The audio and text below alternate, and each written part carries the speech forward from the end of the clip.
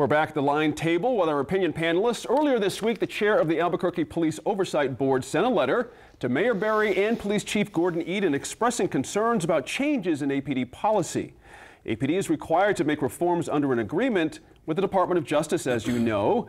Now, that consent decree has been in place for nearly a year. And Sophie, based on the letter from the board, is there enough transparency right now as we look at the reform process, or is what they're asking for too much in that letter, or is that where we should be going anyway? I don't think they're asking for too much. Basically, and just to take a step back, I think it's worth pointing out that the Police Oversight Board maybe a week ago announced that it was up and running and trained. That's a good point. This is one of the first official acts that we've seen from this board.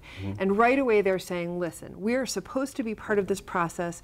We're supposed to be vetting any policy changes. And we believe that vetting means before the fact, not after the fact. Right. And I thought it was actually a pretty strong entry out of the gate for this commission. My hope is that they are able to follow up and make that stick. No, I don't think they're asking for too much. They're basically asking for what I think Albuquerque, the public, was looking for, which is a commission with some teeth. There you go. Pick up on that, Eric Grego, if you would. That's exactly, I would agree with that, by the way. That is what the public has been very strongly Well, it's how we got here, right? You know, I've said before on this show, 10 or 15 we've had this conversation for 20 years. Yeah. And every time we've tried to give that entity some real power, some authority, we've had pushback. Unfortunately, sometimes the union has come in strongly. Other folks have come in strongly, and we've watered it down and watered it down. And the net result is it got us to where we are. So finally, this crisis has given us an opportunity to be, honest and sober about a real solution. And then it's back to business as usual. The stuff going on behind the scenes. When I was on council, there was bald-faced intimidation going on. Folks being called law enforcement. Wow. Even if, in my case, I had family members in the department, if you didn't say, we don't want any citizen oversight, and it's how we got here. So if this is a missed opportunity, if the administration and the folks at APD, leadership at APD, are not absolutely transparent and inclusive and bringing the community to the table, this is a very serious problem, and I hope the Justice Department weighs in on this, because we've been down this road for the last 20 years. It's how we got here.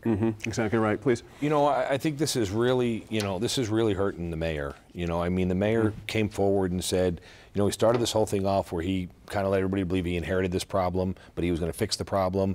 There was a lot of things we got to do. He went out and talked to all these stakeholders. We had all these meetings. We had all of this stuff, and kind of like Eric said, it seems to be business as usual. It seems to be, thank you for your input, now we're going to do it our way. Thank you for input, now we're going to do it our way.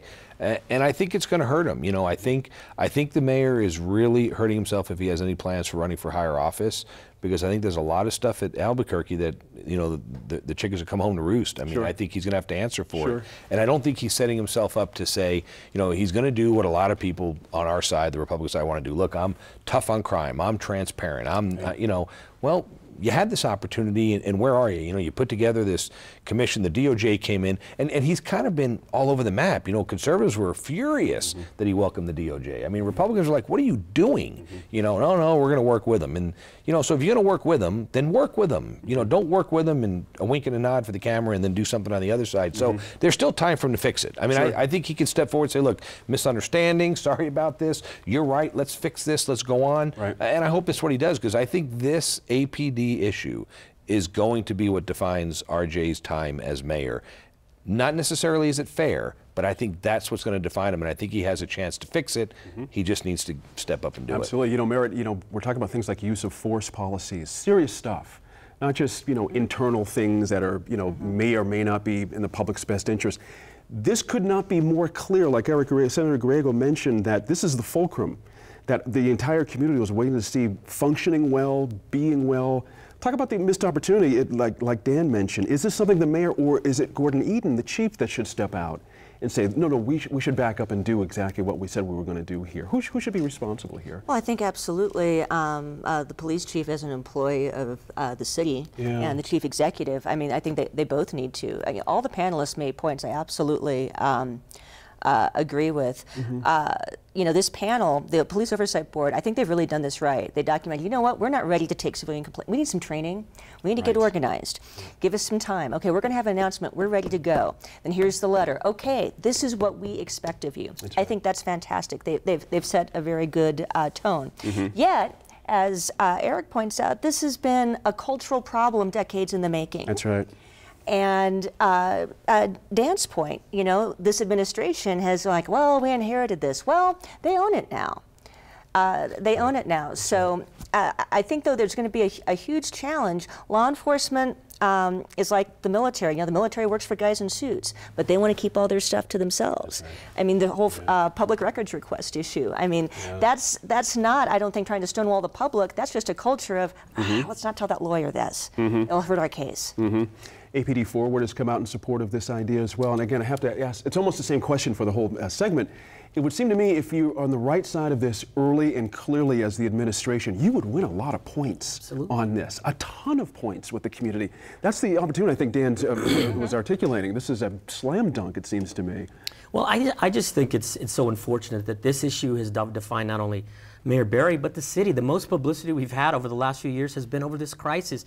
And it was an opportunity for the mayor and the chief to step forward and saying, we're serious about this. Our community has told us, and we've invited them to tell us. We've had this exhaustive process, not just on this issue, on mental health and a lot of issues. And here they're saying, okay, is this pro forma, as Dan said? Is this just kabuki, or is this serious? Are you serious about changing the culture?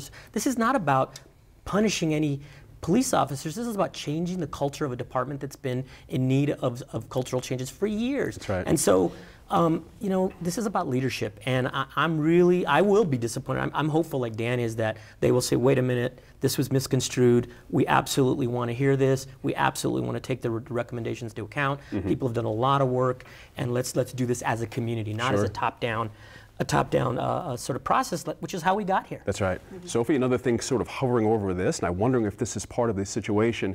We have another potential whistleblower lawsuit inside APD about records allegedly being covered up, not released to the public. Ronaldo Chavez, the former, for me, the Ronaldo Chavez story hit like a bomb. I mean, it just, so background for folks who are watching, essentially the records keeper for APD gets fired and then comes out with a whistleblower suit in which he says, I was instructed not to release information on a wide range of police issues, cases that were happening, et cetera. That I received extraordinary pressure from above not to release public records that probably should have been released. And as part of his allegations, he stated that he has a database that documents all of that communication, all of those requests. The administration's saying that doesn't exist. They're saying it doesn't exist, right. but it's a tough Time moment. will tell on that I will one. say, in terms of optics, I sort of had to laugh a little bit. It's a tough moment when your chief record keeper or your gatekeeper for your records says they're there, and you say, "Oh no, they're not." Right. It's exactly what he's been claiming they've been doing.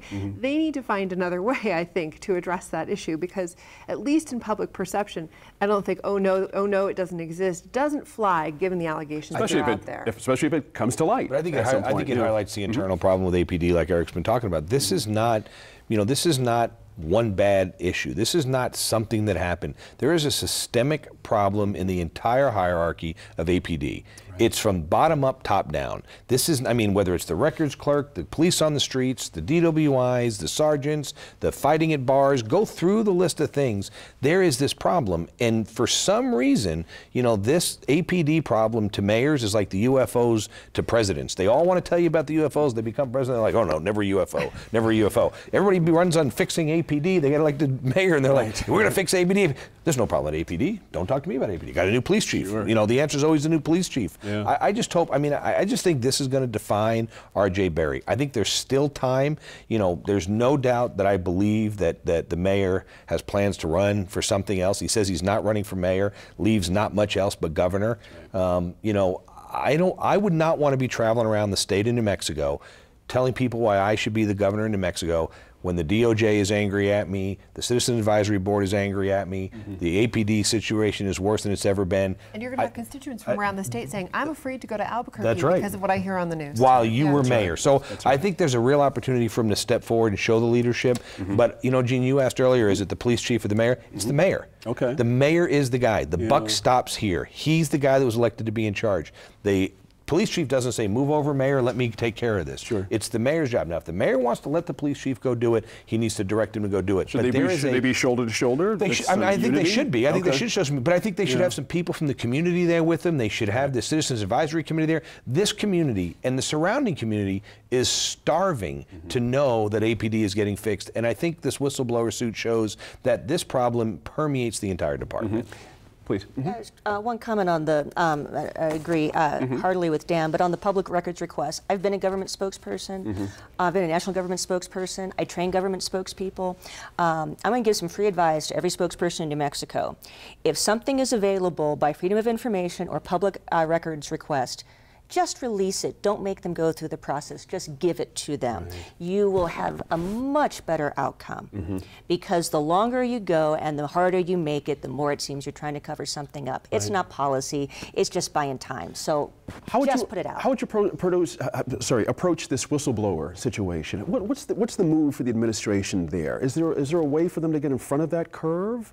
And beyond just saying these things don't exist? Well, I think they are going to have to respond to the suit. Yeah. They're going to have to, and really to share the policy. This is our policy, and perhaps our policy needs to be changed. And perhaps this is a topic for the Police Oversight Board, is what is your policy? Gotcha. Because, again, to me, if it's releasable by law, right, then just release it. Don't put people through the process. You know, and this is an issue about, the Inspector General, when we tried to have them cover this very issue with subpoena authority, it was a police union who said, carve them out, we've got our own process, it's a good process. We tried bolstering that process, as these folks have, and it's sad because some of the folks who are speaking for law enforcement, and I don't think they speak for rank and file folks necessarily, are saying, no, we're sort of untouchable. We can deal with this ourselves, and it gets to this issue of, is the public really at the table or not? And I think the public absolutely has to have